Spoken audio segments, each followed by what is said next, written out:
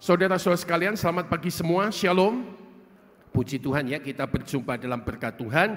Dan segera kita akan merenungkan berkat firman Tuhan di minggu ketiga bulan Mei ini yang masih berhubungan tentang keuangan kita. Sepanjang 3 minggu ini atau bulan ini kita merenungkan tentang perkara saudara sekalian berkat Tuhan yang bernama keuangan di dalam kehidupan kita.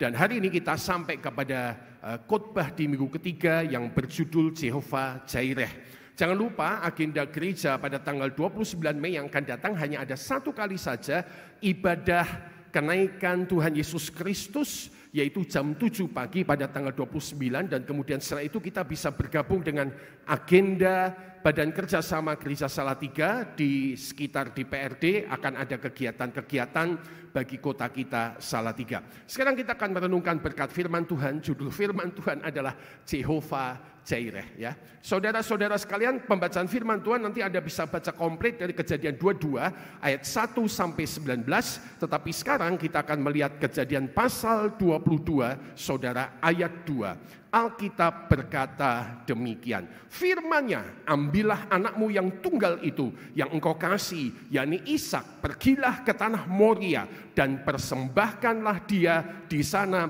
sebagai korban bakaran pada salah satu gunung yang akan kukatakan kepadamu. Ya, saudara-saudara sekalian, kita hari ini akan belajar secara khusus dari kehidupan seseorang yang bernama Abraham. Saudara-saudara yang Anda dan saya tahu hari itu sedang diuji imannya oleh Tuhan. Latar belakangnya saudara-saudara kita belajar bahwa dari Kejadian 22 Allah menguji kesetiaan Abraham.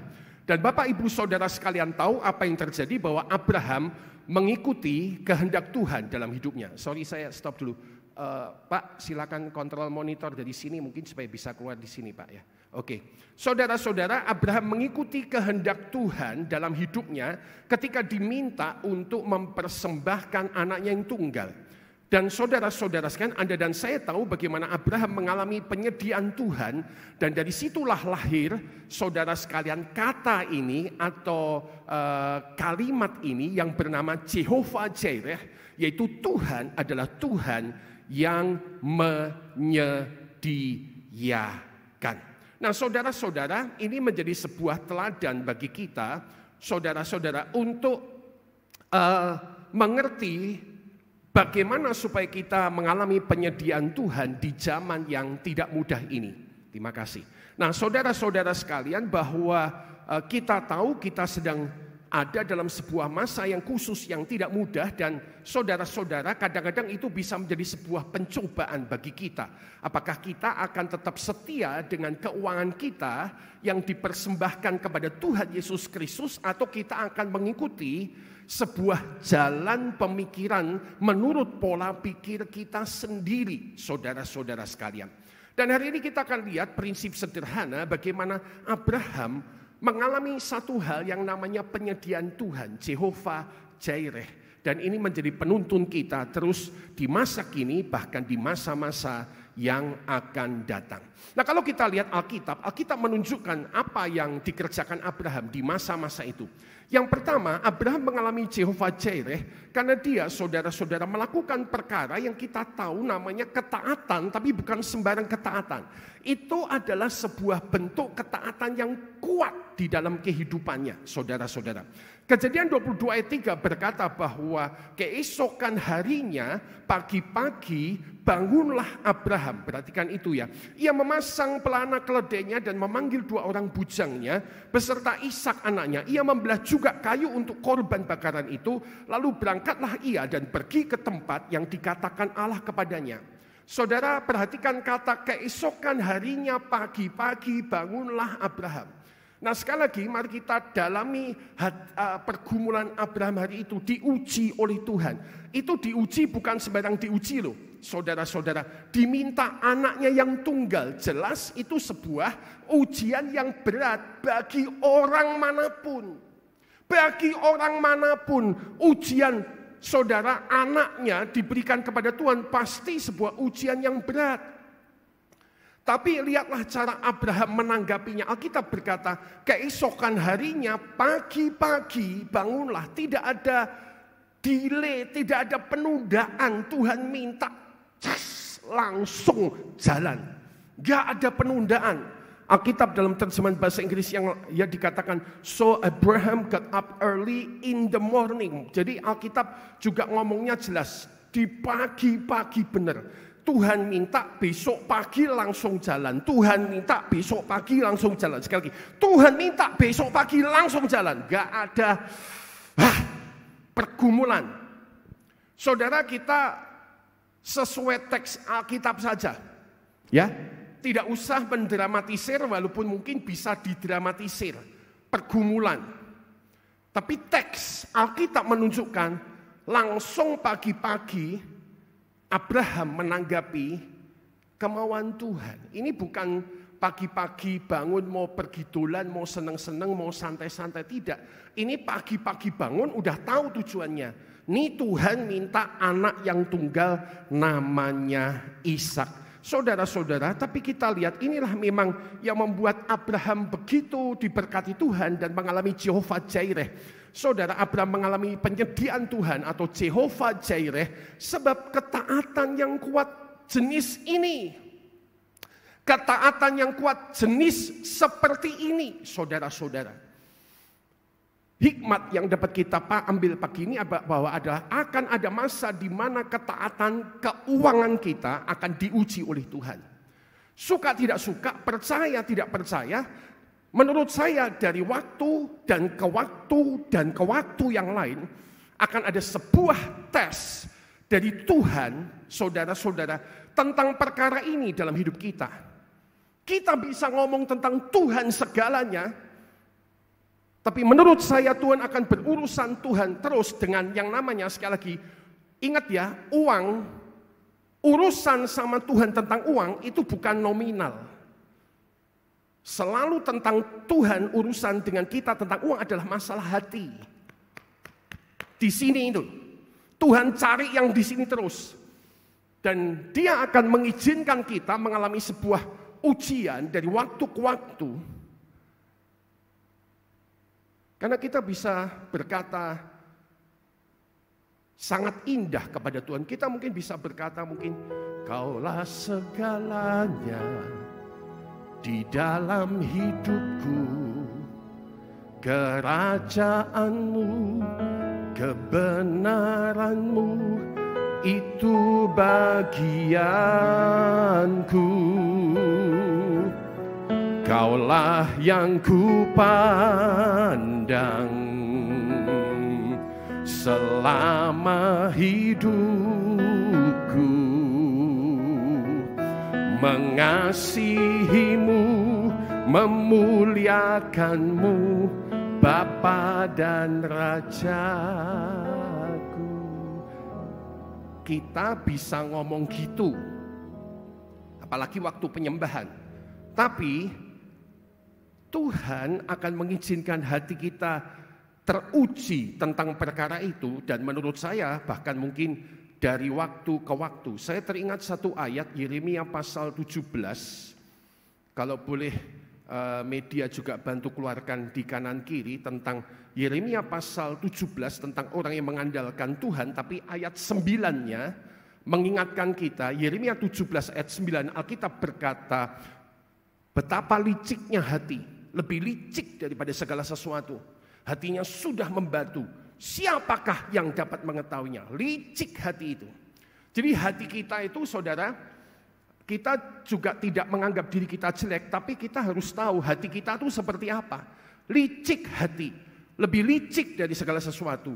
Hati ngomongnya, Kaulah segalanya Tuhan, tapi siapa dapat mengetahuinya? Maka ayat yang ke-10 berkata demikian, Aku Tuhan yang menyelidiki hati, yang menguji batin untuk memberi balasan kepada setiap orang setimpal dengan tingkah lakunya, setimpal dengan hasil perbuatannya. Aku Tuhan yang menyelidiki hati, yang menguji batin. Jadi saudara-saudara, kembali kepada firman Tuhan, ya, akan ada masa di mana ketaatan keuangan kita akan diuji. Entah waktu kita sedang dalam keadaan kekurangan, ataupun kita sedang dalam keadaan kelebihan, akan ada masanya. Menurut saya bahkan dari waktu ke waktu, dengan satu dan lain cara akan ada urusan Tuhan tentang perkara ini. Karena sekali lagi bukan Tuhan tidak percaya, tapi kita harus tahu hati kita. Ya, saya kan pernah cerita atau mohon izin cerita satu kali lagi. Ya, saya sama ibu pelayanan ke sebuah kota dan kemudian inti ceritanya adalah bahwa memang biasanya kita kalau pelayanan ke kota-kota itu dapat persembahan kasih. Tapi ceritanya hari itu persembahan kasihnya pada waktu itu tidak diberikan, gampangnya gitu. Saya pernah cerita sama Anda, saya kemudian pulang dari kota itu dengan Ibu Liana, untung sudah ada transportasinya. Tapi yang terjadi, sekali lagi di hati saya adalah demikian. Bahwa itu pikiran nyerang. Lo kan habis pelayanan khotbah ping 3. Bahasanya ini mohon maaf ya. Lah kuwi persembahan kasih endi kan gitu ya. Timbul tanya. Tapi seperti saya sudah sharing, saya kan anaknya Pendeta Andreas Mulyatno Rusli. Jadi hakim saja sama bapak saya ditinggalkan. Anaknya harus niru gaya hidup bapaknya. Jadi kemudian yang beredar di hati dan pikiran saya adalah lagu-lagu Pentakosta lama. Kerja buat Tuhan selalu manis, mati hidup buat Tuhan, mati hidup. Pokoknya lagu-lagu Pentakosta yang pokoknya orang iso urusan duit. Tapi begitu mandek nyanyi nih, langsung meneh. Lah kuwi kan ono persembahan kasih ning ndi to, goblok banget. Mohon maaf saya. Masa orang kayak gitu-gitu. Dan itu saya pernah cerita sama Anda, sorry saya agak cepat cerita, itu sepanjang di kereta api itu terus bolak-balik. Sampai malam tiba di rumah tidur, itu semalaman gak bisa tidur. Gara-gara itu aja.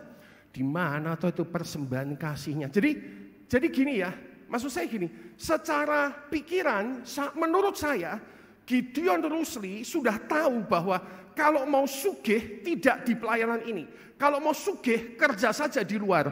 Kalau mau hidup berkelimpahan, berkecukupan, lakukan sesuatu yang lain yang bukan namanya pelayanan. Sebab di pelayanan tidak bisa cari uang dengan cara begitu. Tapi ternyata hari itu Tuhan menguji hati. Tuhan menguji hati, diaduk-aduk hati saya. Sampai besok paginya, saudara, semalaman gak bisa tidur. Tapi besok paginya, saya duduk tenang dan mulai berdoa. Dan kemudian berurusan dengan Tuhan. Dan kemudian mengakui, aduh Tuhan, hatiku loh kok ternyata kayak ngono, urusan duit kayak gitu, aduh Tuhan. Ya, saudara, saya teringat bahwa Daud juga pernah ngomong, uji, atau ya, ujilah aku Tuhan. Cobailah aku Tuhan, selidiki batinku dan hatiku. Roh Kudus, mataku tertuju padamu. Saya ingat ayat-ayat itu. Dan pagi itu saya bertobat di hadapan Tuhan. Saya bilang, Tuhan ampuni aku. Gideon Rusli yang saya pikir sudah menyerahkan, ku persembahkan hidupku kepadamu Tuhan, untuk kemuliaan-Mu ku lali aku sebagai persembahan yang berkenan padamu. Jadi maksud saya gini, di detik itu menurut saya orang yang udah bebas urusan ini. Wes resi, wes rano masalah. Nek aku mau sugih itu aku nggak di pelayanan ini dari dulu. Aku nih terima panggilan pelayanan waktu kawin saja. Saya bilang sama Ibu Liana, hamba Tuhan itu bisa diberkati atau sederhana. Kamu siap nggak sama saya? Dia bilang siap, oke. Baru menikah. Kalau dia bilang nggak siap sederhana sama saya, ya sudah, mungkin hari itu kita akan selesai. Walaupun udah pacaran 7 tahun. Tapi saya tanya dia jelas, kamu nikah sama hamba Tuhan. Hamba Tuhan itu bisa sederhana atau bisa diberkati Tuhan. Dia bilang siap. Dan sejak itu dia buktikan. kemanapun melayani, sampai tak ajak tidur di Wonogiri, di hotel kelas sopir-sopir, tidak ngeluh wanita satu ini. Tidak ngeluh. Saya sampai nyesel, sorry ya hari ini kita tidur di tempat sopir-sopir. Mohon maaf, bukan sopir itu jelek ya, tidak. Tapi kan hotel itu kan ada kelas-kelasnya ya. Jadi maksud saya itu hotel yang mohon maaf agak kurang bersih. Tapi dia ikut saya ajak tidur di desa juga ikut. Jadi maksud saya di titik itu rasanya wis bebas. Sampai ternyata ada pergumulan hati. Singkat cerita, pagi berdoa, urusan sama Tuhan, mengakui salah, saya serahkan semua kepada Tuhan. Selesai. Anda tahu ya, mungkin singkat cerita, kemudian saya ditelepon dari kota itu, Pak, maaf kemarin lupa ngasih persembahan kasih. Saya teriak, ora popo. Ora popo. Tapi semalam saya tidak tidur. Sejak hari itu ibu dan saya tahu kalau Tuhan menguji. Ada mungkin lebih dari 2-3 kali. Kalau pelayanan orang itu memang bisa lupa. Tapi yang penting hati kita akan seperti apa. Satu kali saya pulang dari pelayanan sama Liana dan saya bilang, lihat Liana, Tuhan sedang berurusan lagi dengan hati kita. Lalu kita tertawa bersama dan kemudian pulang. Itu pendetanya dari gerejanya telepon, Bapak di mana? Ya kebetulan saya agak di luar kota. Pak, mandek di situ. Saya susulkan persembahan kasihnya di jembatan di tepi kota, sekalian. Satu kali ada kejadian lagi pelayanan, ya gitu lupa lagi. Saya cuma sama Liana sekarang belajar ketawa-ketawa. Ya, karena sudah melewati masa ujian. Tapi saya berkata ya, ini belum tentu akan selesai. Dari waktu ke waktu, masa ke masa, Tuhan akan berurusan dengan hati kita sampai terus ditemukannya kita adalah orang-orang yang betul-betul mengasihi dan mengandalkan Tuhan. Yang menangkap sama-sama katakan amin. Akan diuji, contoh next Elia dan janda di Sarfat, Elia dan janda di Sarfat, ya jelas Elia dan janda di Sarfat itu saudara, janda di Sarfat cuma punya minyak sedikit, tepung sedikit. Elia bilang buat aku, kasih makan aku dulu. Dia bilang loh ini udah dikit loh Tuhan, nanti sebentar lagi aku mati. Tuhan bilang, Elia bilang kasih aja dulu buat aku, nanti janji Tuhan kamu akan dipelihara. Itu merupakan, ini bukan hanya masalah tentang sedikit tepung, sedikit minyak. Itu harus ada sesuatu di hatinya janda itu. Dan bersyukur janda Sarfat adalah janda yang taat kepada Tuhan. Karena itu saudara pagi ini mungkin sederhana sekali. Yang pertama adalah kita diundang membangun ketaatan kuat kepada Tuhan, khususnya dalam bidang keuangan. Kalau Tuhan udah mulai urusan uang sama Anda, saya dorong kita menjadi orang-orang yang taat kepada Tuhan. Walaupun mungkin tampaknya akan berat.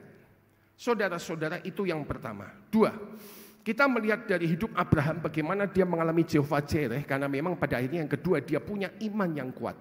Bentuk ketaatan, ketaatan yang kuat pertama, kedua iman yang kuat. Nah, saya juga mempertanyakan, loh kalau orang taat, apa enggak punya iman yang kuat? Roh Kudus ingatkan, seringkali orang di awal mungkin kuat imannya, tapi di tengah perjalanan ketika mungkin segala sesuatu tidak seperti yang dia bayangkan, disitulah bukan tidak mungkin imannya redup dan kurang kekuatan. Tapi kita lihat dulu ya Abraham. Kejadian 22 ayat 5 berkata, kata Abraham kepada kedua bujangnya, tinggallah kamu di sini dengan keledai ini. Aku beserta anak ini akan pergi ke sana. Kami akan sembahyang, sesudah itu kami kembali kepadamu. Waktu membaca kalimat ini, Roh Kudus menarik hati pikiran saya ke kalimat ini. Betapa Abraham itu punya iman yang kuat. Taunya dari mana? Karena dia membuat semacam kepastian bahwa kami akan kembali. Kami akan kembali. Kami akan sembahyang, sesudah itu kami kembali kepadamu. Abraham itu belum tahu apa yang akan terjadi. Abraham itu jelas belum tahu apakah Tuhan akan meng-cancel atau akan melanjutkan atau bagaimana. Belum ada, cuma dia pergi. Kami kembali. Nah itulah yang diceritakan dalam Ibrani 17 ayat 11, ayat 17-19. Tentang Abraham ini, dan dicatat sekarang di Alkitab di Perjanjian Baru, karena iman. Maka Abraham tatkala ia dicobai mempersembahkan Ishak, ia yang telah menerima janji itu rela mempersembahkan anaknya yang tunggal karena iman. Imannya iman apa? Karena ia berpikir bahwa Allah berkuasa membangkitkan orang-orang sekalipun dari antara orang mati, dan dari sana ia seakan-akan telah menerimanya kembali. Keluarga Betel Area inilah yang membuat Abraham mengalami Jehovah Jireh. Tuhan menyediakan, Tuhan mengadakan, Tuhan mencukupkan saudara-saudara. Karena dia punya satu iman yang kuat sekali ya, dan ini pelajaran bagi saya dengan Anda. Saudara-saudara sekalian, bukan tidak mungkin di masa yang 5 bulan ini kita mulai mengalami sesuatu kekhawatiran terhadap situasi. Ya, ada orang yang mungkin tabah, puji Tuhan. Tapi bukan tidak mungkin ada orang yang berkata, ini gimana, ini seperti apa? Apalagi dia mungkin dikejar-kejar dengan hutang piutang, ya. Saudara, dia dikejar-kejar dengan angsuran yang harus dipenuhi setiap bulan. Jumlah-jumlah yang membuat dia pusing, dan saudara mungkin sakit kepala. Bukan tidak mungkin imannya kemudian mulai mengalami kelemahan dalam hidupnya. Kembali pagi hari ini Tuhan mengingatkan kita, mari miliki iman seperti Abraham yang sama Tuhan itu dia kuat sekali. Dia cuma percaya, kalaupun anakku mati, kata Alkitab ya tadi ya, kalaupun anakku mati, Tuhan itu masih berkuasa membangkitkan anak yang mati dari antara orang-orang yang mati. Tuhan berkuasa membangkitkan sekalipun dari antara orang-orang mati. Masih bisa, masih kuat. Dan saudara punya iman yang sebegitu kuat, dan inilah saudara yang membuat dia mengalami Jehovah Jireh. Saudara, apa yang Tuhan ingatkan pagi ini dalam bagian kedua sederhana ini adalah, mari terus miliki iman yang kuat, sebab Tuhan itu selalu akan berurusan pertama ya dengan hati kita. 2, Tuhan berurusan sama iman kita. Ya. Ibrani pasal 11 ayat 6, boleh tolong dibantu bukakan ya. Ibrani 11 ayat 6. Dalam perjalanan kita dengan Kristus Yesus Tuhan kita, Ibrani pasal 11 ayat yang ke-6 menunjukkan saudara-saudara tentang pentingnya iman. Dikatakan, kita baca bersama yuk. Saudara-saudara, angkat suara, kita katakan 2, 3. Tetapi tanpa iman tidak mungkin orang berkenan kepada Allah. Sebab barang siapa berpaling kepada Allah, ia harus percaya bahwa Allah ada dan bahwa Allah memberi upah kepada orang yang sungguh-sungguh mencari Dia. Saudara-saudara, tanpa iman orang tidak berkenan kepada Allah. Jadi pagi ini terus ya, ada 2 hal yang Tuhan cari di hati saya dan hati Anda tentang masalah keuangan ini. Pertama adalah masalah hati yang betul-betul taat kepada Tuhan. Urusan uang itu istilahnya pertaruhannya itu sudah lebih daripada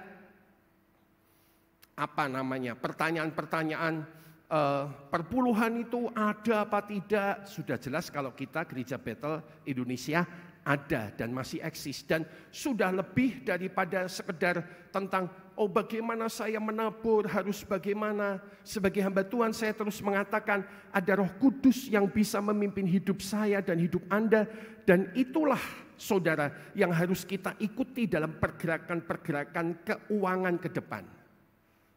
Di tengah-tengah masa yang saya ketemu seorang hamba Tuhan, gimana Pak? Pendapatan gereja apakah turun? Ya saya bilang, ya turun, memang ada turun. Tapi di tengah-tengah masa yang ada, kami tetap menyisihkan menabur. Bahkan dalam 2-3 minggu ini ya, ada masuk uang di kas menabur. Saya tanya, ini dari mana? Lalu saya diberitahu, itu Pak CC yang mengatur. kas, ada orang yang memberi kepada pembangunan kita dan kemudian dari pembangunan selalu diambil 10% untuk masuk kas. Satu kas namanya kas menabur. Kas menaburnya bulan ini sekitar mungkin 20-an sekian. Kemarin saudara, minggu yang lalu khususnya ya, nggak tahu dari mana, pokoknya ada iman saja. Gideon jalan, saya kasih tahu Pak Martinus, saya kasih tahu yang bidang-bidang menabur, saya bilang, yuk kita kerjakan yang Tuhan sudah taruh, lakukan. Sana, taruh sini, taruh sana, taruh sini. Mungkin di masa-masa yang orang akan keep dan menyimpan, tentu itu ada sebuah hikmat yang lain. Tapi hikmat pagi ini adalah tentang mengikuti Tuhan, saudara-saudara, dengan hati kita dan kemudian tetap memiliki iman, bahkan membangun iman yang kuat di masa-masa yang spesial ini. Saudara-saudara, miliki iman yang kuat sebab Tuhan itu memperhatikan iman kita. Iman salah satunya apa ya? Saudara, salah satunya adalah iman untuk tetap menabur di masa yang ada. Iman untuk tetap menabur di masa yang ada. Saudara-saudara ya, boleh dibantu dari depan, next mungkin ya. Ya, iman untuk tetap menabur di masa-masa yang ada. Ini adalah salah satu bentuk iman yang perlu terus dilakukan dalam kehidupan kita. Ada dua ayat yang Tuhan ingatkan dalam kesempatan pagi hari ini tentang bergerak dalam iman masalah uang ini. 2 Korintus 9 ayat 6 berkata bahwa saudara-saudara, camkanlah ini. Orang yang menabur sedikit akan menuai sedikit juga, dan orang yang menabur banyak akan menuai banyak juga. Di masa seperti ini, dalam iman yang mengikut Tuhan, ingat ya, iman yang bukan sembarangan, tapi iman yang kuat mengikut Tuhan, kemanapun Tuhan gerakkan aliran keuangan Anda, saudara-saudara, miliki sebuah pengertian iman berdasar firman ini. Menabur banyak akan menuai banyak juga. Saudara-saudara, yang kedua, firman Tuhan yang Tuhan ingatkan, Amsal 11 ayat 24 berkata, ada yang menyebar harta tetapi bertambah kaya, ada yang menghemat secara luar biasa namun selalu berkekurangan. Ini siapa yang ngomong? Ini firman Tuhan yang ngomong. Firman Tuhan yang ditulis melalui Salomo, orang yang sangat bijaksana, dan dia telah melihat seluruh rangkaian kehidupan. Dia membuat sebuah kesimpulan. Ada orang yang menyebar harta tapi bertambah kaya dalam kemurahan memberi. Saudara-saudara sekalian, mereka menjadi orang-orang yang tambah diberkati oleh Tuhan. Jehovah Jireh terjadi yang pertama karena Abraham itu taat. Kedua, karena dia punya iman yang kuat. Dan ini adalah pelajaran kita sekali lagi di masa-masa keuangan yang mungkin menantang buat Anda dan saya. Ketiga, saudara-saudara, Jehovah Jireh terjadi dalam hidup Abraham. Kenapa? Karena dia pada akhirnya punya catatan Alkitab ketiga yang mengatakan bahwa dia orang yang rela kuat. Taatnya kuat, imannya kuat, relanya kuat. Nah, coba kita selidiki perkara ini, saudara. Dalam Kejadian 22 ayat 12 dan 16, Tuhan kemudian berkata kepada Abraham demikian. Tuhan berfirman, jangan bunuh anak itu dan jangan kau apa-apakan dia. Sebab telah ku ketahui sekarang bahwa engkau takut akan Allah dan engkau tidak segan-segan untuk menyerahkan anakmu yang tunggal kepadaku. Ayat 16, saudara-saudara berkata, perhatikan kata-kata tidak segan-segan. Ayat 16, kata Tuhan, aku bersumpah demi diriku sendiri, demikianlah firman Tuhan. Karena engkau telah berbuat demikian dan engkau tidak segan-segan untuk menyerahkan anakmu yang tunggal kepadaku. 2 kali Tuhan ngomong tentang Abraham. Kamu tuh jebule gini, tidak segan-segan. Tidak segan-segan, tidak segan-segan. Kalau disimpulkan, kata tidak segan-segan ini bicara tentang satu kerelaan yang kuat di dalam hidup Abraham. Tentang harta yang paling penting, namanya anaknya yang tunggal. Saudara-saudara, mari direnungkan lagi ya di rumah dan di dalam kelompok sel. Anak yang tunggal. Ini jelas sesuatu yang bicara tentang perkara yang berharga, yang penting, yang paling dicintai Abraham. Tapi Tuhan berurusan di titik itu. Sampai kemudian Tuhan menyatakan dirinya Jehovah Jireh bagi Abraham. Abraham tidak segan-segan. Ini bicara kerelaan yang kuat, dan sekali lagi itulah yang ditulis di Ibrani 11 ayat 17. Karena iman maka Abraham tatkala ia dicobai mempersembahkan Ishak, ia yang telah menerima janji itu. Kebaktian pagi, yuk kita baca yang warna merah di bawah, yuk. Katakan 2, 3. Rela mempersembahkan anaknya yang tunggal, rela. Jadi Alkitab nyatat lagi kata rela. Tidak segan-segan, kamu rela. Tidak segan-segan, kamu rela. Tidak segan-segan. Saudara-saudara, sekali lagi, akan datang masa di mana hati kita akan dimurnikan terus di bidang ini. Saya rasa bukan hanya seorang pendeta hamba Tuhan full timer seperti saya. Tuhan akan punya urusan masing-masing kepada Anda dengan saya. Karena Tuhan memandang penting. Sekali lagi ya, mengutip kata-kata Kristus Yesus. Tidak ada seorang yang dapat mengabdi kepada dua tuan. Kamu tidak bisa mengabdi kepada Tuhan dan kepada Mamon. Selalu harus memilih. Dan dalam rangka menguatkan pilihan kepada Tuhan, maka Tuhan akan mengizinkan ujian keuangan itu datang di hidup kita. Saudara-saudara nggak usah takut. Yang perlu dikerjakanlah Anda dah mengerti situasi apa dan kemudian bagaimana menanggapinya. Sekali lagi belajar di Abraham, situasi itu ditanggapi dengan ketaatan kuat, iman kuat. Kerelaan kuat, kerelaan hati Abrahamlah yang membuat dia mengalami Jehovah Jireh. Artinya Tuhan menyediakan, Tuhan menyediakan. Nah kalau kita teliti dasar kerelaan Abraham itu ada beberapa. Yang pertama sekali lagi yang poin 2 tadi, iman yang kuat.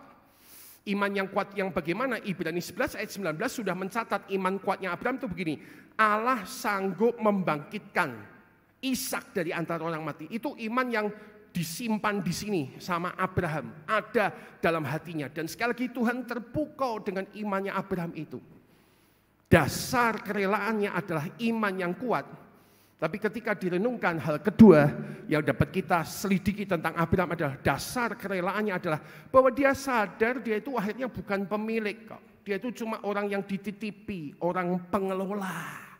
Alkitab berkata, dan engkau tidak segan-segan untuk menyerahkan anakmu yang tunggal kepadamu. Tidak segan-segan menyerahkan anakmu yang tunggal. Jadi Tuhan itu melihat hal-hal begini saudara. Bentuk-bentuk ketaatan kuat tentang keuangan, iman yang kuat kembali.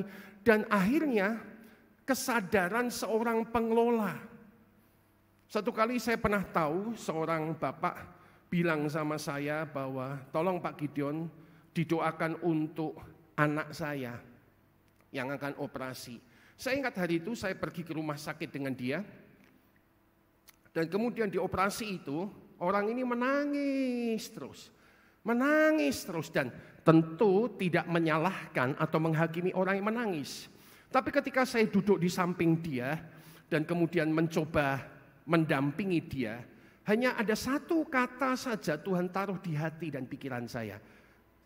Tuhan dorong gini, Pak, itu anak dititipkan kepada kamu.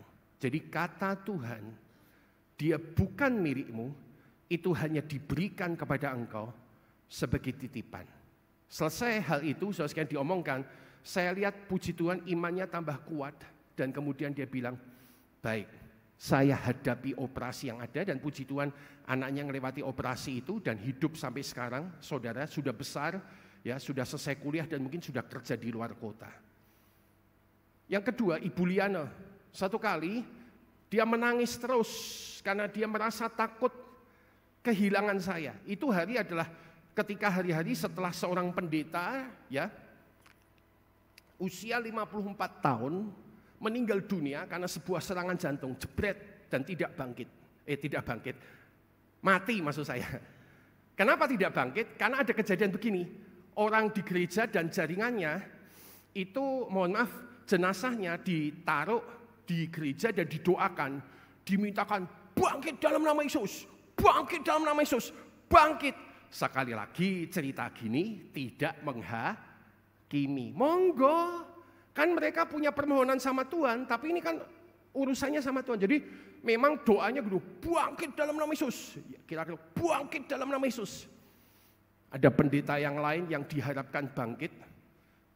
Kalau nggak salah mayatnya disimpan sampai lebih dari 2 minggu sampai menimbulkan sebuah keributan di sebuah kota di dekat-dekat kita ini. Jadi jemaatnya memang pengen bangkit. Pendeta itu meninggal, lalu diupayakan, didoakan bangkit, disimpan seminggu, disimpan 2 minggu, lama-lama kampungnya marah di dekat-dekat Salatiga ke sana sedikit. Kampungnya marah. Itu mayat 2 minggu kok disimpan mau apa itu? Walaupun mau pendeta bangkit nggak gitu-gitu, jadi masyarakatnya yang marah. Akhirnya mereka kemudian menghilangkan mayat itu di satu tempat dan kayaknya tetap mati juga sih, sebab kabarnya tidak ada tentang kebangkitan pendeta itu. Apakah yang begitu salah?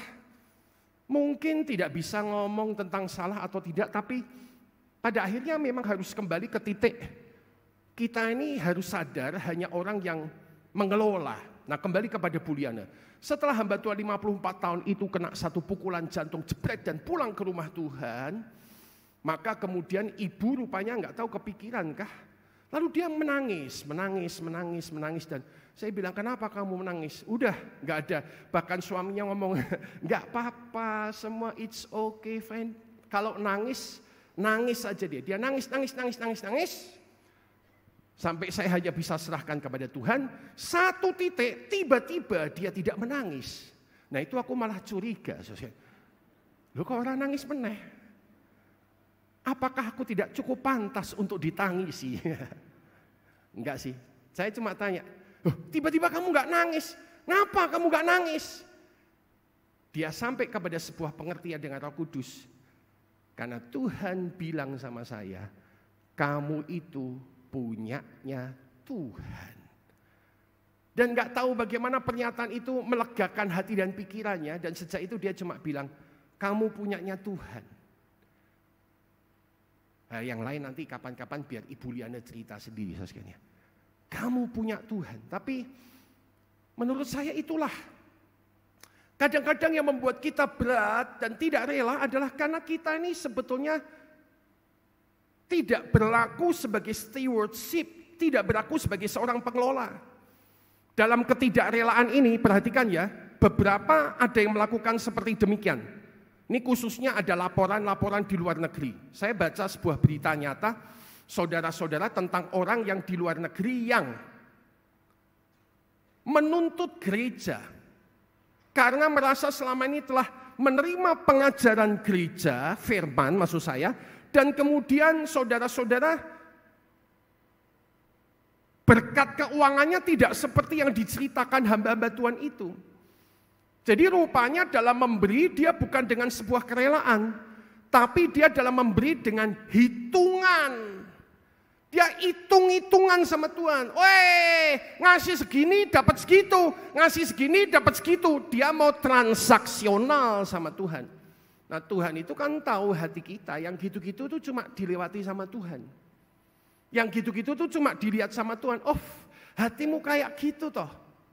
Aku ini kamu anggap seperti dewa-dewa di gunung atau semacam dewa-dewa di Gunung Kawi. Ini mohon maaf ya.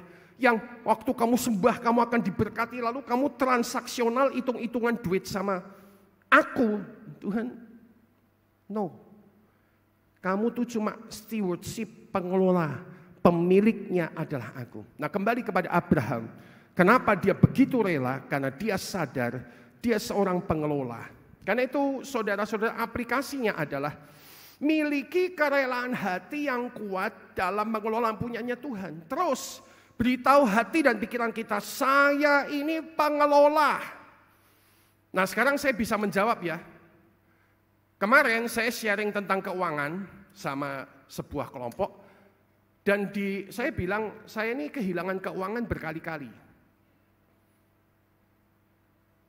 Lalu dia tanya, Pak Gideon nggak gelisah? Puji Tuhan, nggak gelisah. Lalu ada pertanyaan gini, mungkin Pak Gideon nggak gelisahnya begini. Pak Gideon punya 1 miliar, kehilangan cuma 1 juta, 10 juta. Makanya nggak gelisah hatimu. Wah puji Tuhan sekali kalau aku punya 1 miliar ya, tolong doakan saudara sekalian ya. Tapi yang saya tahu saya tidak punya segitu. 0,5 miliar juga tidak ada. Jauh di bawah itu pun karena rajin menabung, saudara sekalian.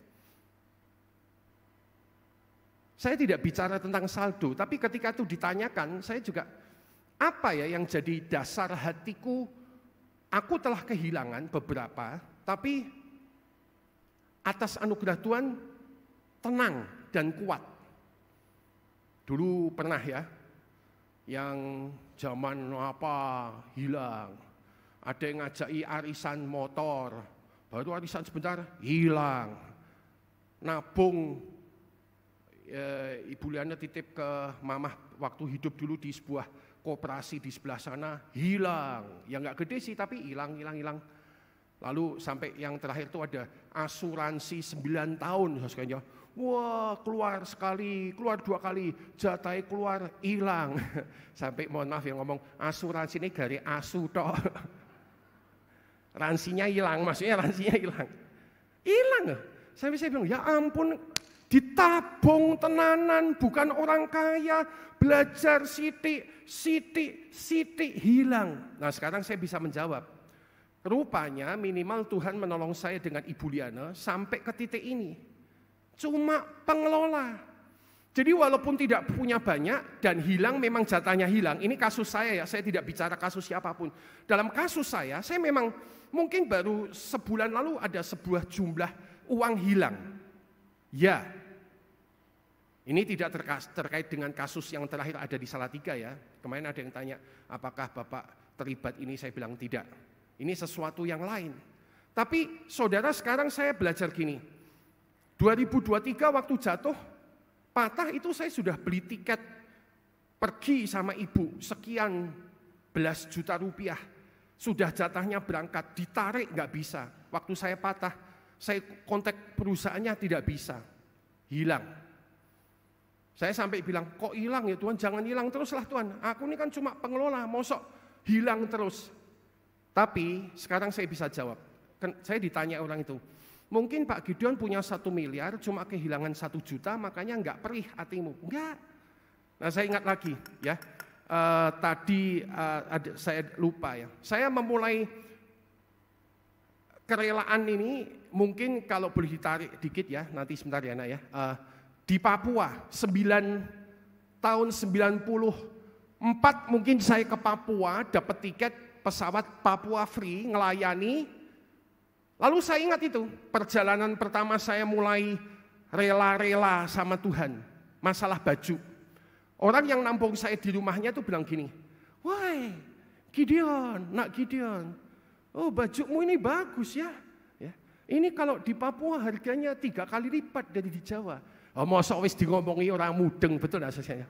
Oh ya Pak, bagus ya, luar biasa ya Pak, goblok banget, betul enggak? Ya kalau otomatis karena dia pegang-pegang sama, ini bagus ya, saya bilang, Bapak mau? Woi, mau sekali. Saya kasih 1, saya kasih 2. Itu hati bisa perih berhari-hari loh. Saya sampai pulang ke Indonesia, ke Salatiga, saudara. Saya bilang, urusan ngasih 2 baju kok iso perih men toh hatiku toh Tuhan? Apa itu Tuhan? Baju kok bisa membuat kepedihan seperti itu? Tapi itu perjalanan pertama, berjalan dalam kerelaan sampai sekarang. Sekarang saya bisa jawab. Saya tidak punya uang banyak dan jelas memang itu bukan tujuan pendeta hamba Tuhan. Tapi ini yang pasti terjadi. Tuhan telah menolong untuk mengetahui kerelaan sebagai seorang pengelola. Nah, ini paling akhir saya tutup lalu kita nyembah Tuhan. Lagu yang kemarin Jumat kita sembahkan bersama Frankie luar biasa. Saya tidak mengira Frankie punya lagu Jehovah Jireh itu baru dia rilis 2 bulan lalu. Saya nggak mudeng sama sekali. Saya baru setelah lihat daftar lagunya bilang, loh dia punya lagu Jehovah Jireh toh. Kok pas kami di sini sedang merenungkan tentang berkat keuangan Jehovah Jireh, Tuhan yang menyediakan. Nah ini prinsip terakhir yang akan saya sampaikan. Perhatikan, ini paling akhir. Sudah dibuka ya. Kejadian 22 ayat 14, Alkitab bilang gini. Dan Abraham menamai tempat itu Tuhan menyediakan, Jehovah Jireh. Sebab itu sampai sekarang dikatakan orang, kita baca warna merah itu yang di atasnya, di atas kata prinsip ya. Kita baca katakan 2-3. Di atas gunung Tuhan akan disediakan. Waktu menyiapkan firman Tuhan ini, Tuhan cuma ingatkan saya untuk sharing sama Anda gini. Ada satu prinsip.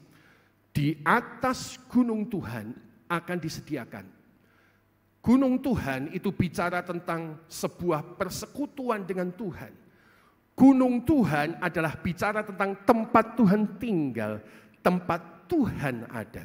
Pagi ini akhiri firman Tuhan, saya mau berkata apa yang Tuhan taruh. Kalau Anda tahu, terus menuju ke gunung Tuhan. Dan puji Tuhan ya, gunung Tuhan itu sekarang bukan bicara sebuah tempat seperti Gunung Moria, tapi gunung Tuhan itu bicara tentang persekutuan intim dengan Tuhan. Sebab waktu Yesus mati, tirai bait Allah sudah dipecah dua, disobek, sehingga kita bisa masuk kapanpun ke dalam hadirat Tuhan.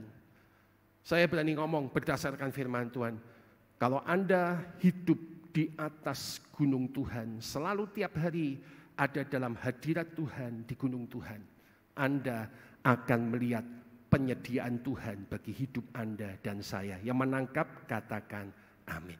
Karena itu menutup firman Tuhan hari ini, miliki ketaatan, iman, dan kerelaan yang kuat seperti Abraham, agar kita mengalami Tuhan menyediakan Jehovah Jireh. Mari kita datang pada Tuhan dan kita pujikan lagu itu, Jehovah Jireh, masa depan sungguh ada ya.